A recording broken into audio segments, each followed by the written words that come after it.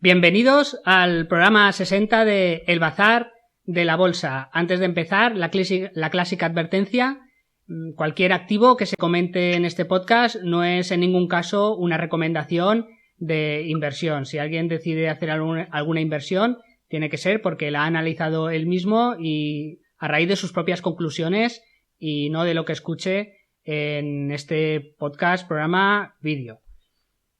Bien, hoy tengo mucha ilusión porque está con nosotros Eric, que lo conocí a través de la red social Rankia y allí es conocido con el alias, con el sobrenombre de Tywin Lannister.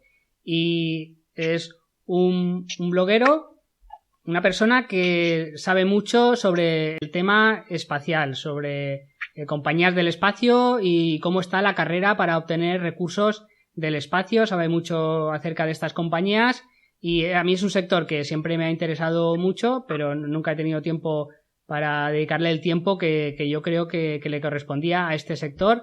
Así que le agradezco a Eric, que está con nosotros, que se haya venido a participar en este programa. Buenas, Eric, ¿qué tal? Hola, muy buenas tardes. Muy bien.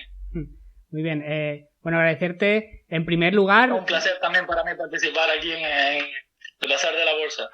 Muchas gracias. ¿Podrías presentarte un poco para que la audiencia te conozca? Sí.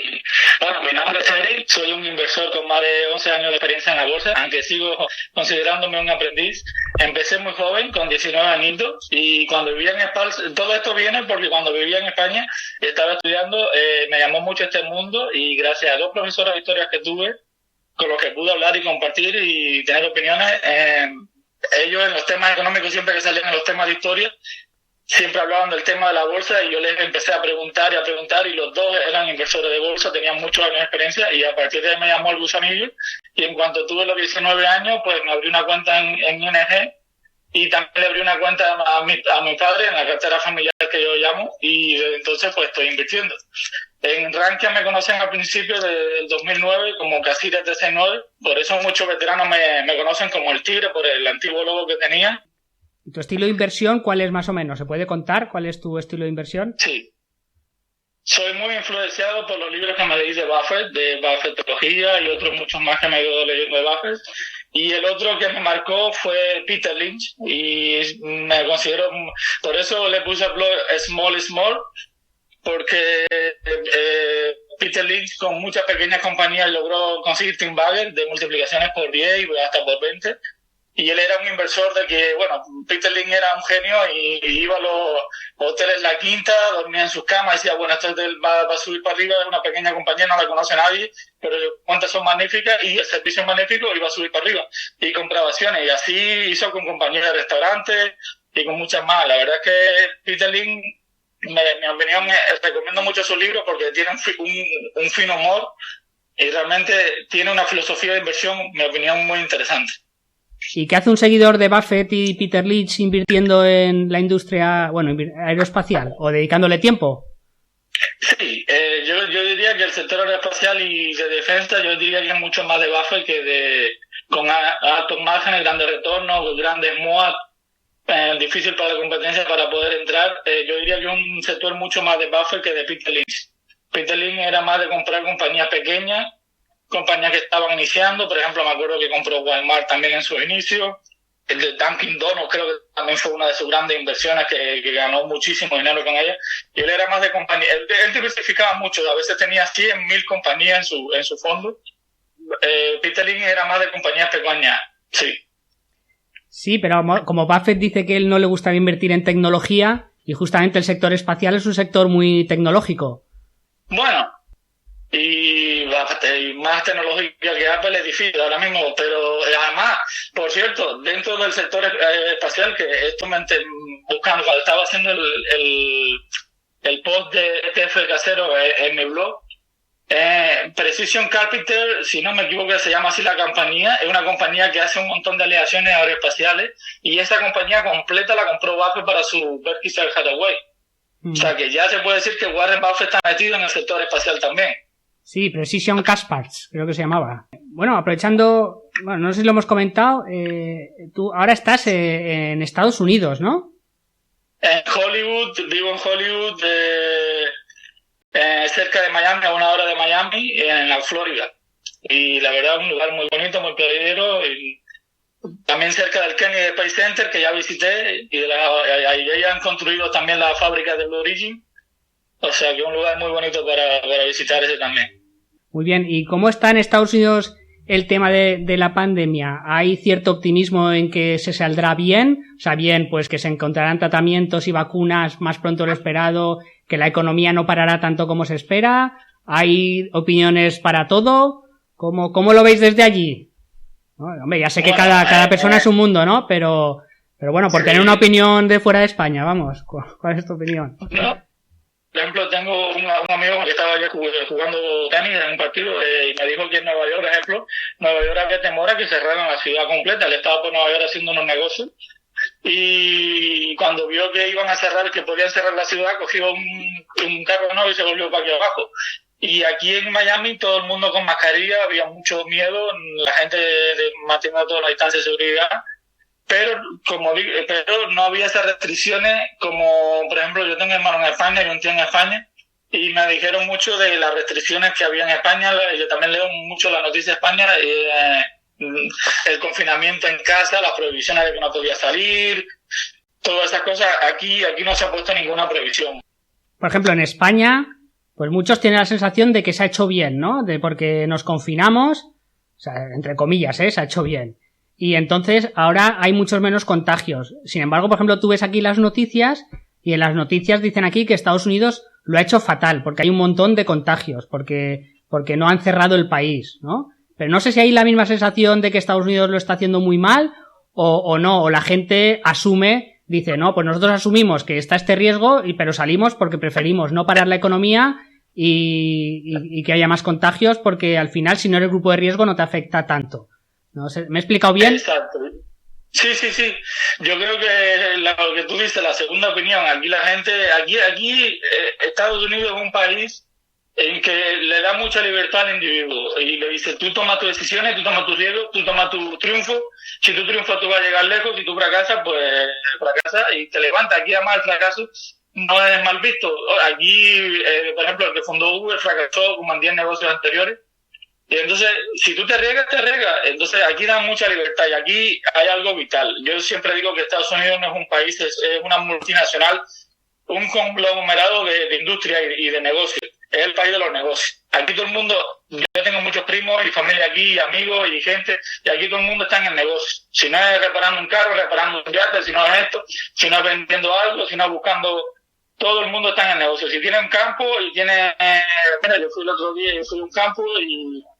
que está aquí cerca le llaman La Vela, es una zona que está cerca del lago Okeechobee, una zona muy bonita ahí, pero muy de campo, y ahí hay agricultores, hay personas que viven ahí, tienen un terreno, tienen vacas y producen leche y venden queso cubano natural, y entonces todo el mundo aquí está en el negocio. Estaba muy bien, y entonces yo creo que la gente no hay tanta crítica a lo que ha pasado ni el número de contagios, que decir que Estados Unidos es un país también muy grande, de 300 y pico millones de habitantes. Por millón de contagios no es tanto en el porcentaje, en el número de contagios, en mi opinión. Vaya, ha sido alto, pero en mi opinión no es tanto. Muy bien, muy, muy interesante tu opinión y, o sea, me parece que allí pues la gente ha asumido el riesgo, sabe que el riesgo que hay y cada uno toma sus propias decisiones, ¿no? Y no hay esa sensación de que es un fracaso del país, sino que se sabe lo que hay y cada uno actúa pues según su criterio le dicte. Vamos a empezar con el tema del podcast, que es el sector aeroespacial. ¿Por qué crees que puede ser un sector interesante, no? Porque yo, por ejemplo, que no entiendo mucho del sector, pero pienso que es una buena oportunidad. Ahora muchas empresas del sector han bajado mucho. Lo que pasa es que veo que a lo mejor es muy buena oportunidad de aquí 20 años, ¿no? Y a lo mejor es demasiado pronto para entrar en el sector, ¿no? Entonces, ¿por qué crees que es interesante el sector económico espacial, ¿no? En su opinión, ¿cuáles son los recursos más interesantes a extraer del espacio en el corto o medio plazo? Bueno, empezando por la primera pregunta, José, hay que decir que la Tierra ahora mismo somos 8.000 millones y vamos para finales de este siglo para 10.000 millones. Hay estimaciones que vamos a ser 10.000 millones. Y el espacio es la próxima frontera, es más una necesidad hoy que nunca, y además es el futuro de la humanidad. Si no nos expandimos, pues a largo plazo en el futuro. Primero motivo de por qué el espacio es tan importante irlo viendo desde ya. Primero porque el sector espacial ya es vital en nuestras vidas, desde el GPS hasta el GPS americano, en Europa está el Galileo, en Rusia está el GLONASS, en China está el Beidou, hasta las comunicaciones y televisión por remota, en las islas pequeñas, o los cruceros, los aviones. Además de todas estas tecnologías que se han desarrollado gracias a la inversión espacial, desde la computación, por ejemplo, en los primeros ordenadores se tuvieron que hacer pequeños, los primeros microchips para las misiones Apolo, y toda esa inversión la desarrolló la NASA. Y entonces yo recomiendo, y todos los materiales nuevos también que se han ido creando a través de la inversión espacial. Yo recomiendo, por ejemplo, la sección que tiene la NASA, Spin-Off, donde hablan de todas estas tecnologías creadas gracias a la inversión espacial. Pero además de todo esto, uno siempre tiene que seguir dónde va el dinero y siguiendo qué están haciendo los ventures capitales. Los ventures capitales fueron los que financiaron a Microsoft, los que financiaron a Google, a Alibaba, Tencent, etcétera, etcétera, etcétera, a Tesla, etcétera. ¿Y dónde están invirtiendo ahora los ventures capitales? A través, por ejemplo, de compañías como Space Angel en el sector espacial, en startups del sector espacial, y cada vez hay mayor inversión en el sector espacial, en etapas tempranas de estas compañías. Hay que decir que gracias a la estación Gateway, que ya es una realidad, la estación Gateway, ya se han firmado los primeros 2 módulos para abandonar Leo. La estación Gateway es para el que no lo entienda o el que no sepa de qué estamos hablando, es un proyecto que hay, pues igual que ahora está la Estación Espacial Internacional, que está dando vueltas a la Tierra y ahí se está haciendo ciencia, pues quieren hacer una Estación Espacial Internacional, por así decirlo, pero que dé vueltas a la Luna, ¿no? Entonces será una estación que estará dando vueltas a la Luna y servirá de conexión entre naves que salgan de la Tierra y habrá dispositivos que aterricen y vuelvan a la Estación Espacial esta de la Luna. A diferencia de la ISS, no será una estación permanente habitada como la ISS, sino que será más bien por temporada. Cada vez que haya una misión de Artemis estará ocupada por 2, 3, 4 meses y servirá de puesto de avanzadilla también como para llegar para que los landers, los aterrizadores que aterrizarán en la Luna, se conecten a la estación Gateway y hagan transferencia de combustible también. Y los astronautas también tengan un sistema de seguridad extra para las misiones lunares, de aterrizaje lunar. Además de hacer ciencia también en la estación Gateway. Sí, y eso, pues como comentabas, es un proyecto que ya tiene financiación y que está ya en desarrollo. Sí, ya la NASA ya tiene los primeros 2 módulos ya contratados, que son el módulo HALO y el módulo PPE. El PPE es el módulo de propulsión, que lo construye Maxar, por cierto. Ya ese módulo está financiado y el módulo HALO, el contrato se lo ha llevado a Northrop Grumman. Y todo esto ya se está financiando y se espera que estos módulos sean lanzados en conjunto más o menos en 2023-2024. Sí, cuando hablamos de módulos hay que decir, claro, por ejemplo, una de las ideas originales, ¿no? Pues era coger un cohete, cuando estaban pensando en llegar a la Luna los americanos, era coger un cohete y que el cohete, bueno, saliera, por así decirlo, aterrizara en la Luna, ¿no? Y luego volviera, un cohete como tal, pero eso se vio que no era eficiente porque el peso es clave en el espacio, porque no tengo ahora el dato, pero creo que por cada kilo que quieres sacar de la Tierra necesitas a lo mejor 50 o 60 de combustible, es una exageración. Entonces es clave. Entonces vieron que si lo hacían por módulos era mucho más eficiente y ahorrabas mucho peso, porque pues hay un módulo que viajaba hasta la Luna, pero luego aterrizaba solo un módulo en la Luna y luego de ese módulo solo parte despegaba para volver a la Tierra y no todo, ¿no? Y entonces era mucho más eficiente que hacerlo con una sola nave. Entonces hacía por módulos y entonces pues cada módulo, por así decirlo, se le encarga a una empresa, como he comentado, pues una a Northrop Grumman y la otra no me acuerdo a quién has dicho. A Maxar Technologies, ¿no? No, que te decía, sí, como tú mismo has dicho, la estación Gateway va a ser una estación internacional en la que va a participar la NASA, la ESA, la JAXA, que es de Japón, y Roscosmos, probablemente Roscosmos, porque Roscosmos está ahí como que sí, como que no, con sus planes en solitario, como que sí va a participar, aunque yo creo que sí.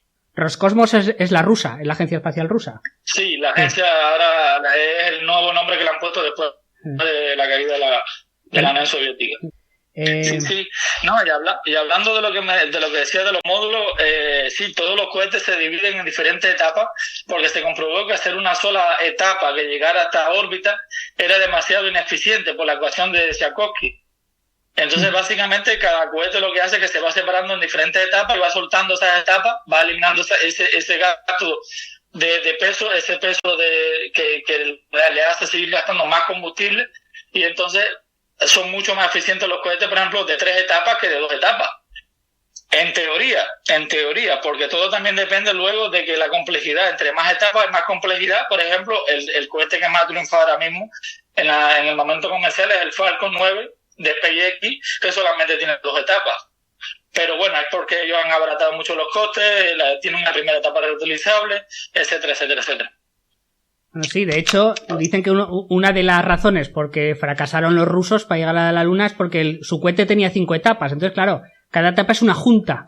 Entonces, claro, se vuelve inestable el cohete, por así decirlo, porque tienen más juntas y las juntas son más débiles estructuralmente y era más inestable a la hora de despegar. Pero claro, esto que estás comentando de la espación, ¿cómo es que está la gente invirtiendo en este sector? Y si vas a hacer un laboratorio científico, pues por así decirlo, la gente no sabemos qué retornos hemos tenido de la Estación Espacial Internacional. Se ha invertido mucho dinero, pero ¿qué empresas han salido de ahí? ¿Qué retorno ha salido de ahí, no? Lo mismo para Gateway. No sé, o son empresas muy rentables solo con el dinero público que reciben. Digamos que el espacio todavía es un sector bastante financiado a nivel por los gobiernos y es una inversión muy a largo plazo, pero bueno, como decía, si uno se mete en la sección de NASA spin-off y uno ve todos los retornos que hay en compañías, en tecnología que se han creado aquí por la Tierra, en nuevos materiales, en comunicaciones, el mejor ejemplo es GPS, ¿no? Pero hay muchos más.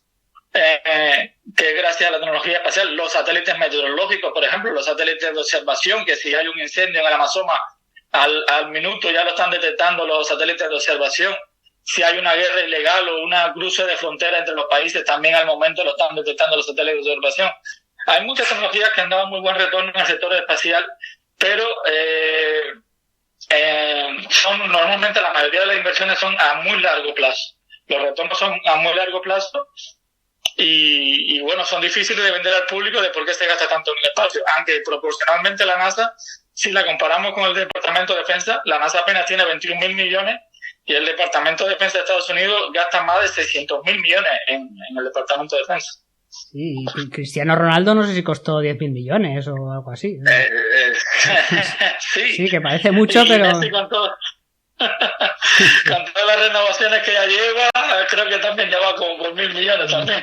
Claro, aquí hay que explicar un poco que la NASA y la ESA, por ejemplo, la ESA es la Agencia Espacial Europea, al final son agencias que básicamente lo que hacen es repartir dinero, ¿no? Repartir dinero a empresas y proyectos y bueno, estos proyectos se acaban materializando bueno, en realidades, ¿no? Pues en exploración de Marte y tal, porque ahora, por ejemplo, que dicen que ha habido como mucho boom, mucha expectación, porque es la primera vez que dicen que una empresa privada americana ha llevado astronautas al espacio. Sin embargo, siempre se ha trabajado así, ¿no? Por así decirlo. La NASA lo que hace es repartir dinero a empresas que fabrican pues cohetes, naves, exploradores espaciales, satélites, etcétera. Bueno, la diferencia de esta vez es que el contrato COS y el contrato Crew Program es que antes la NASA, digamos, que diseñaba las naves y les decía a la compañía privada, quiero que me la diseñen, quiero que me la construyan así, que yo tengo aquí el diseño principal, pero luego la NASA era la propietaria de las naves. Por ejemplo, las naves Apolo que fueron a la Luna y el lander lunar que aterrizó en la Luna pertenecía a la NASA, no pertenecía a Northrop Grumman o pertenecía a Boeing. Sin embargo, ahora la Dragon sí pertenece a SpaceX. SpaceX puede venderla para turistas espaciales privados. Una cosa que no hemos hablado, por ejemplo, es los recursos en el corto medio plazo que se podrían extraer del espacio. ¿Por qué hay tanta inversión, no? ¿Por qué está Elon Musk invirtiendo tanto? ¿Por qué está Jeff Bezos de Amazon invirtiendo tanto? ¿Es algo económico o es solo un hobby que tienen? ¿Es solo una afición para ellos? ¿No? Porque, ¿qué se puede extraer, no?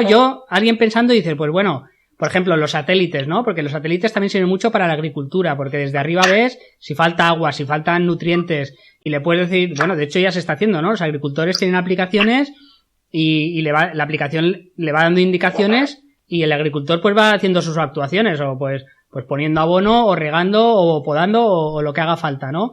Aparte hay otros recursos. Antes ahora de responderte de esto sobre los recursos, ¿por qué también el renovado de interés? Porque hay que invertir ahora. Porque después de 50 años, aparte de la estación de Antewey, está el programa Artemis, que básicamente es un programa que Donald Trump ha presionado para que se adelanten las fechas, porque antes la idea era que se aterrizara en la Luna en 2028.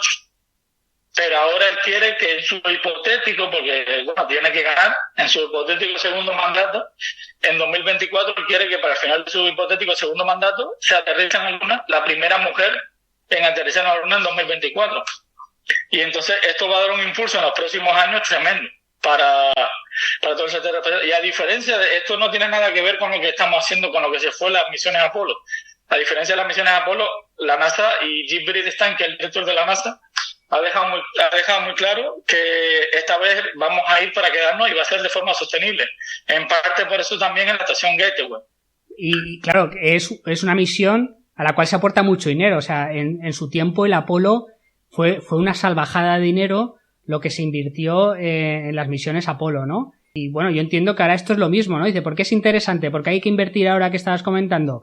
Pues entiendo que la misión Artemis no será proporcionalmente tanto dinero como fue el Apolo en relación al PIB estadounidense, pero supongo que también es una cantidad de dinero muy importante y las empresas aeroespaciales pues van a recibir mucha financiación para desarrollar sus productos, ¿no? Entiendo que eso es lo que nos quieres comentar. Sí, exacto, que el sector todo está viviendo un auge, ¿no? Y no solamente la NASA, la ESA, si quiere participar más adelante, va a tener que aumentar mucho más el presupuesto. Y además, hay que ver la rivalidad. Los países y estas naciones se mueven un poco también por la rivalidad y por ver, como yo siempre digo, la Luna va a ser el 8º continente, va a ser un lugar donde la vamos a explotar. Y ahora después voy a hablar de esto de los recursos. Pero, ¿por qué hay una rivalidad? Porque viene China. No se puede hablar hoy en día del espacio sin la inclusión de China, que es la principal competencia hoy en día de USA, como en su momento fue la URSS. Hay que recordar la carrera espacial que tuvieron en Estados Unidos y la URSS, y carrera que no terminó. O sea, la gente se cree que terminó con los Apolo, y es verdad que Estados Unidos ganó la carrera lunar. Rusia luego hasta negó todos los planes que tenía para la carrera lunar, aunque luego después de su caída se demostró todos los planes y todas las fabricaciones de su cohete y de naves que hicieron para las misiones lunares.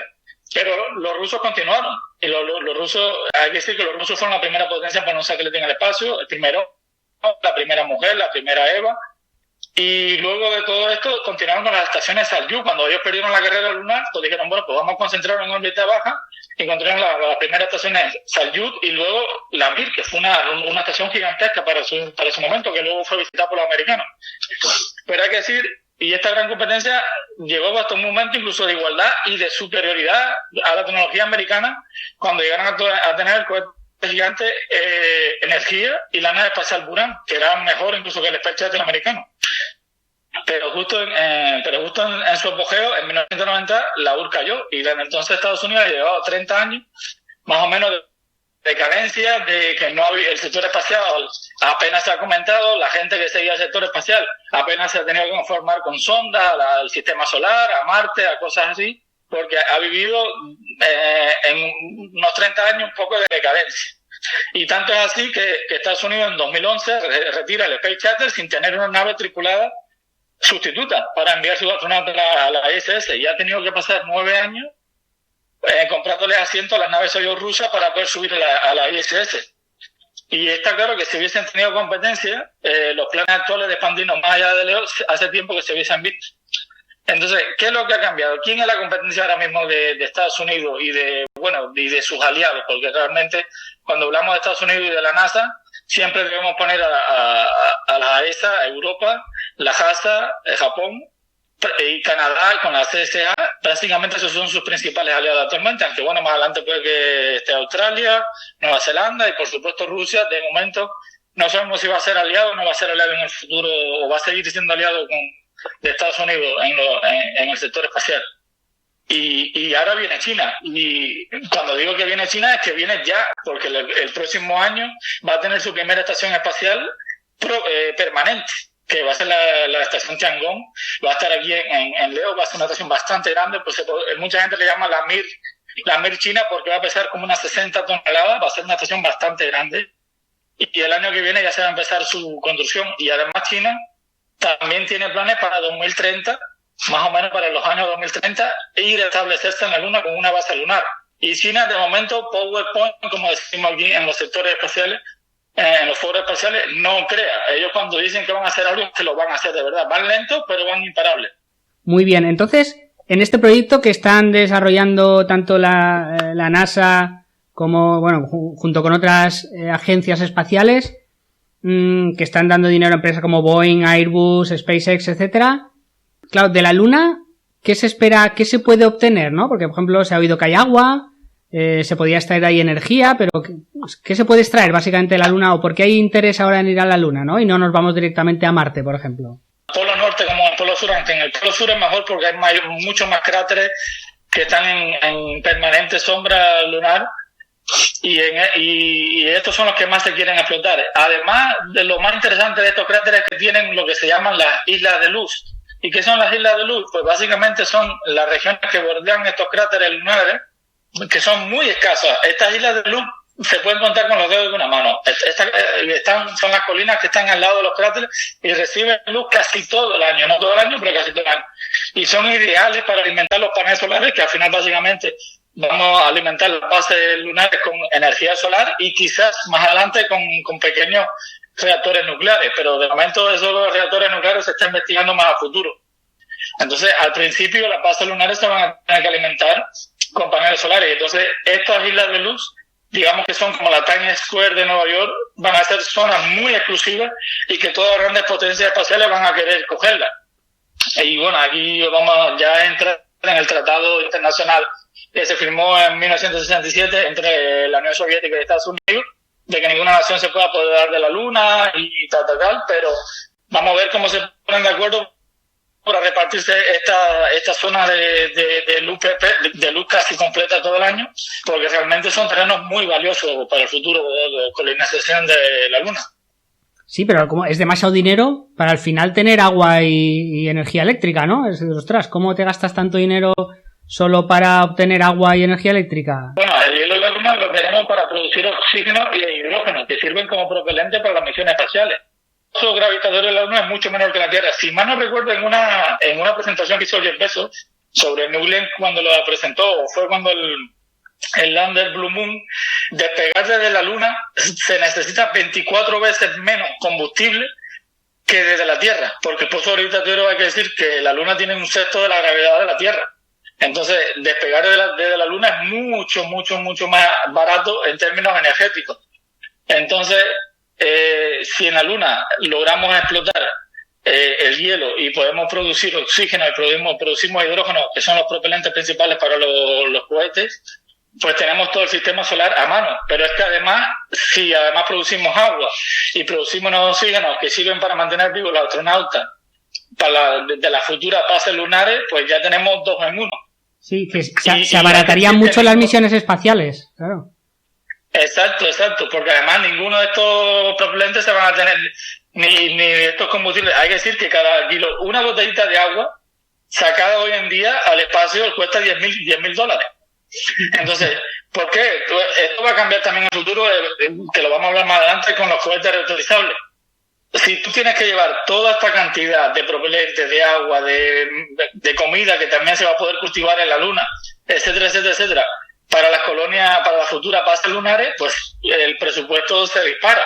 Pero si todo esto tú lo puedes producir autóctono en la Luna mediante los minerales, y también puedes ampliar las bases lunares con el hierro, con el titanio que hay en la Luna, etcétera, pues es mucho. Básicamente la colonia va creciendo por sí sola a largo plazo, y se van a tener que exportar desde la Tierra algunas pequeñas cosas en el futuro. Claro, entonces, pero solamente algunas pocas. Yo creo que esta es la clave, lo ha resumido aquí muy bien. Al final se trata de que ahora mandar algo al espacio es carísimo, ¿no? El ejemplo que has puesto me parece maravilloso, de decir, oye, una botellita de agua te va a costar $10.000 llevarla al espacio. Claro, ¿qué pasa? Que ahora mismo en la Estación Espacial Internacional está girando en el vacío, ¿no? Está girando alrededor de la Tierra en el vacío. Entonces ahí no hay agua y lo que sí que hay es energía eléctrica, ¿no? Pero no hay agua ni hay ciertos recursos, como has comentado, podría ser hierro o titanio, ¿no? Incluso puede haber energía, ¿no? Dicen que el regolito a lo mejor se podía extraer energía, ¿no? De la Luna. Sin embargo... Sí. No, mediante termopares también creo que se puede extraer energía del calor, de la diferencia de calor entre la parte que está exterior y la parte interior de la Luna que tiene calor. Hay no mucho calor, pero sí tiene calor en el interior. Claro, hay que recordar que en la Luna no hay atmósfera, entonces entre las zonas que hay sombra y las zonas que hay luz solar, hay mucha diferencia de temperatura, y al haber mucha diferencia de temperatura, pues se puede, de esa diferencia de temperatura, se puede extraer energía. Entonces, claro, se abarataría mucho. Si además le ponemos cosas como cohetes reciclables, como robots, pues se puede reducir mucho los costes. Y incluso, pues en un futuro se podrán traer ciertos recursos de la Luna, ¿no? Y eso nos beneficiará a todos. A mí hay un concepto que me gusta mucho, que vi una vez, que no sé hasta qué punto es algo real o no, pero es un dispositivo que vi desarrollarse y era del tamaño, por ejemplo, de una nevera, ¿no? Y a esa nevera, pues voy a resumirlo, le ponían pues un motor, un sistema de guiado para que pudiera navegar por ahí. Y luego le podías poner un sistema de extracción de lo que fuera, ¿no? Pues para extraer el hielo de la Luna, o para extraer regolito, o para extraer oro de un asteroide, ¿no? Y entonces, pues eso podría ser una nave que podría ir por el espacio y recoger cosas y traerlas, ¿no? Y podrías hacer enjambres de esos dispositivos y traer, porque claro, hay, por ejemplo, en el espacio hay ciertos asteroides ¿qué pasa? Aquí, por ejemplo, porque es muy caro extraer oro en la Tierra. Pues bueno, pues a lo mejor por cada tonelada de tierra, pues sacas unos gramos de oro. Sin embargo, la concentración del oro en ciertos asteroides, cuando digo oro, puedo decir cobre o titanio o otro metal o otro elemento. Platinum, etcétera.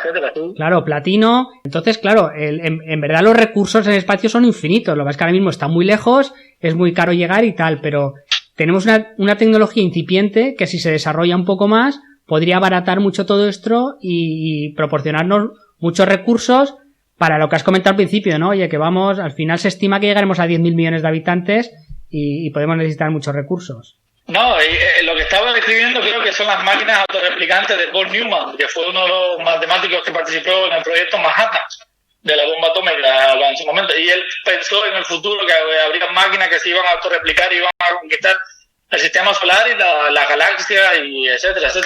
Creo que es lo que tú me estabas explicando. Pero más que un concepto, o sea, yo lo vi, lo que es que fue así como como un documental, era una especie y era así de pasada, ¿no? Porque al final son vehículos autónomos que van por el espacio, ¿no? Sí. Y como ahí no hay peatones y no hay obstáculos en el espacio, pues a lo mejor es mucho más fácil desarrollar esa tecnología ahí, ¿no? Bueno, yo creo que hemos planteado ahora un poco un panorama general y vamos ahora un poco a dos empresas que tienen mucha repercusión mediática, que son SpaceX, ¿no? Que es Elon Musk, por así decirlo, de Tesla, y Blue Origin, que es Jeff Bezos de Amazon, ¿no? Pero ¿qué diferencia hay entre estas dos empresas? ¿Qué está desarrollando una empresa y qué está desarrollando otra? Es de inversión, pero yo creo que a mí lo que me gusta es un poco entender cómo funcionan ciertos sectores, ciertas cosas. Exacto. Porque creo que eso al final nos hace mejor inversores, ¿no? Estas empresas es entender un poco mejor a Elon Musk y entender mejor a Tesla. Y es mejor entender a Jeff Bezos y entender mejor a Amazon, ¿no? Entonces, un poco... No, que yo digo que yo soy muy fan de los dos, pero mucho más fan de la filosofía de Jeff Bezos. Sobre todo en el apartado espacial. En Estados Unidos no sé cómo será, pero aquí Jeff Bezos, desde el punto de vista espacial, no se le oye. Es como si fuera casi invisible. Solo se habla de SpaceX, de los cohetes reutilizables, pero Jeff Bezos es... No sé, la mayoría de gente no sabemos ni lo que está haciendo. O sea, es que son muy secretos, la verdad es que son muy secretos.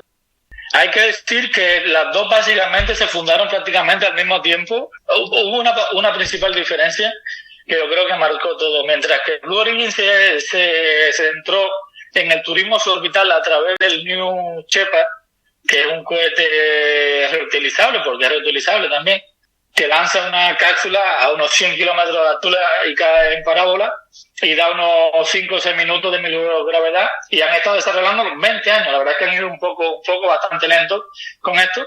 SpaceX se puso desde el primer momento a intentar llegar a órbita para lanzar satélites y crearon el Falcon 1. Hay que decir que le falló, los 3 primeros intentos le fallaron, y el mismo Elon Musk ha dicho que si le fallaba un cuarto intento iban a quebrar a SpaceX y él no iba a poder financiar más a SpaceX. Pero el cuarto intento le funcionó, y le funcionó también que la NASA los contrató. Pues entonces ese contrato a SpaceX digamos que lo catapultó completamente de una pequeña compañía espacial a una compañía bastante grande espacial. ¿Por qué? Porque el contrato fue para la nave Dragon 1, pero esa nave pesaba como unas 10 toneladas, y con ese dinero que recibió SpaceX pudo financiar el Falcon 9 1.0, que era un cohete más o menos la mitad de potente que el actual Falcon 9. Con ese cohete, SpaceX pudo entrar a competir en el mercado comercial de satélites geoestacionarios de las operadoras para ganar mucho más dinero. Y eso es lo que ha catapultado también mucho más a SpaceX. Blue Origin parece que había desaparecido del mapa en lo que eran lanzadores orbitales, porque seguían desarrollando el New Shepard. Durante años no se sabía nada, hasta que en 2016 presentan el New Glenn. Y ahora con el New Glenn, ese ha sido un lanzador bestial, más o menos capacidad del Falcon Heavy de SpaceX, y que va a competir desde ya de forma reutilizable y orbital, y unas 50 toneladas al más o menos va a tener en forma reutilizable, y va a ser una competencia de tú a tú con SpaceX actualmente, para el 2021, que va a ser cuando va a estar. O sea, van a competir frente a frente dos colosos como Jeff Bezos y Elon Musk, ¿no? Blue Origin no va muy atrás, la gente se cree, lo que pasa es que va mucho más en silencio, mucho más en misterio, no dice nada, y claro, de momento no tiene lanzamientos orbitales, y eso es lo que más llama al público, no tiene recuperaciones de primera etapa, pero el New Glenn va a ser un lanzador, un cohete bestial. Estamos hablando de 7 metros de diámetro tiene, y la cofia más grande del sector comercial hoy en día de los satélites, de los lanzadores, con 7 metros de diámetro, que puede lanzar hasta 2 satélites. Fue una promesa que hizo, ¿no? Que dijo, todos los años voy a invertir 1.000 millones en Blue Origin, en su empresa espacial. Es que Blue Origin hace 5 años solamente tenía 500 empleados, mientras SpaceX ya tenía más de 6.000. La diferencia en personal era abismal. Pero claro, SpaceX, Blue Origin ha pasado de 500 empleados hace 3 años a tener más de 3.500 en la actualidad. ¿Qué está pasando con los cohetes, no? Que parece que ahora todo el mundo quiere hacer cohetes, ¿no? De hecho, por ejemplo, en España hay una empresa en Elche que se llama PLD Space, que está haciendo cohetes. Y creo que los quería... Una de las zonas donde los iba a lanzar era desde Huelva. Bueno, los está montando en Teruel. En Italia creo también está Biospa, que también... bueno, hay como un furor por hacer cohetes para lanzar cosas en el espacio, ¿no? No va a haber una sobreoferta de lanzar cosas al espacio. ¿Qué está pasando? ¿Por qué todo el mundo quiere desarrollar cohetes ahora? ¿Lo sabes? Y hay que decir que Aviospa, antes de se me olvide, cotiza en bolsa. Y por cierto, una compañía entre comillas interesante, porque es una de las contratistas principales de la ESA, y para los futuros Ariane 6.2 y el 6.4, que van a ser los futuros lanzadores del grupo Ariane Group, que es el principal que lleva todas las cargas de la ESA al espacio, y es una compañía bastante interesante. Sobre lo que me pregunta de por qué, pues yo sí creo, sí, sin duda creo que hay una burbuja en esto de los lanzadores de microsatélites, pero claro, ¿hasta qué punto hay tanta demanda para que se estén financiando 130 lanzadores a nivel mundial? Yo estimo que a nivel mundial en los próximos años, como mucho, harán 10 o 12 compañías de lanzadores en todo el mundo, no más, y hemos dicho que es muy difícil llegar a órbita. Los últimos intentos, por ejemplo, de Interstellar Technology, de una compañía japonesa, con el cohete Momo, han fracasado completamente. Y Virgin Orbit, que no pertenece a Virgin Galactic, que es independiente, lanzó hace unas pocas semanas atrás el cohete Launcher One y fracasó también en su intento de llegar a órbita. Es muy difícil. La única compañía occidental que ha logrado de microlanzadores que está operativa y funcionando y que está lanzando es Rocket Lab de Estados Unidos, aunque sus fundadores eran de Nueva Zelanda. ¿Pero por qué es tan difícil llegar a órbita? Para que un cohete llegue a esta órbita es una tecnología muy compleja, porque hay muchos amateurs que crean pequeños lanzadores que llegan hasta 50, 60 kilómetros, pero es que llegar a órbita se necesita una velocidad de 28.000 kilómetros por hora. Entonces, crear esos pequeños motores que aguanten esa potencia no es nada fácil para ninguna pequeña compañía. Entonces, un poco... Por cierto, quería darle si nos escuchan o si no, pero todo el deseo del mundo a PLD Space, que todo lo que lo seguimos en el foro espacial, estamos muy contentos con ellos y le deseamos toda la suerte a PLD Space. Sí, la verdad es que independientemente de que estén en un entorno muy, muy competido y que van a ser las cosas muy difíciles, yo creo que es una alegría para todos que en España haya una empresa que esté desarrollando tecnología de lanzamiento de cohetes, ¿no? Y como has comentado, es muy complejo fabricar un motor que aguante esas tensiones y esas potencias. Y bueno, pues oye, toda la suerte del mundo. ¿No? Y hay buenas noticias con PLD Space, porque la última prueba de encendido del motor le aguantó como un minuto y no reventó, porque hace como un año atrás se le había reventado y todo el mundo se quedó un poco asustado de que realmente no pudieran desarrollar el motor, y todo parece indicar que con las últimas pruebas, que por cierto creo que estuvo Pedro Duque, el ministro de Ciencia, ahí en las pruebas, y el motor aguantó parece como unos 60 segundos, no a 100% de la potencia, pero dio un muy buen indicativo de que van por buen camino. Y por cierto, dentro de España se puede decir que hay una compañía y media espacial española, Orbes, que es de Inglaterra, tienen accionariado a Demos Space, que es del Lenor, del grupo Lenor de España. Bueno, y hay otra, creo, que se llamaba Zero to Gravity, pero que era con un globo. Con un globo querían subir hasta... No, que decía que esa tengo menos noticias, y la verdad creo que es una tecnología más difícil de escalar, la verdad. Lo han estado haciendo bien por lo poquito que yo he visto de ellos desde hace tiempo, pero es una tecnología más difícil de escalar y ojalá que le vaya muy bien, la verdad. Porque además también querían hacerlo para turismo orbital. Sí, el concepto, el concepto era un globo, y un globo puede subir muy, muy, muy, muy alto, hasta las últimas capas de la atmósfera casi. Y entonces desde ahí llevas el espacio y la curvatura y tal, y sería mucho más cómodo también para el turista. No, hay varias más. Había otra más que era como Celestial, que quería lanzar como mediante un MiG, el avión ruso militar, un pequeño lanzador que lanzaba del espacio en el aire como unos 30 kilómetros de altura, y lanzaba el pequeño cohete, pero de nunca más nada, de Celestial Aerospace. Y hasta aquí la primera parte de nuestra conversación con Eric, también conocido como Tywin Lannister en Rankia, y ante todo pedir disculpas a los oyentes y al propio Eric porque no pude preparar el podcast y tener las condiciones adecuadas para que el audio saliera de buena calidad, y he tenido que recortar muchos trozos, y es una pena porque Eric sabe mucho del sector, sabe transmitir mucho conocimiento acerca de este sector y no lo he sabido aprovechar. Pero bueno, aún queda una segunda parte y espero que os haya gustado. Si os ha gustado, pues darle alguna estrellita en Apple Podcast o algún corazón en iVoox, y me ayudáis a darle visibilidad a este podcast. Y sin nada, espero que en breve esté a vuestra disposición la segunda parte de la conversación con Eric, en la que nos centraremos un poco más concretamente en ciertas empresas de este sector. Muchas gracias por estar ahí, y muchas gracias por supuesto a Eric también.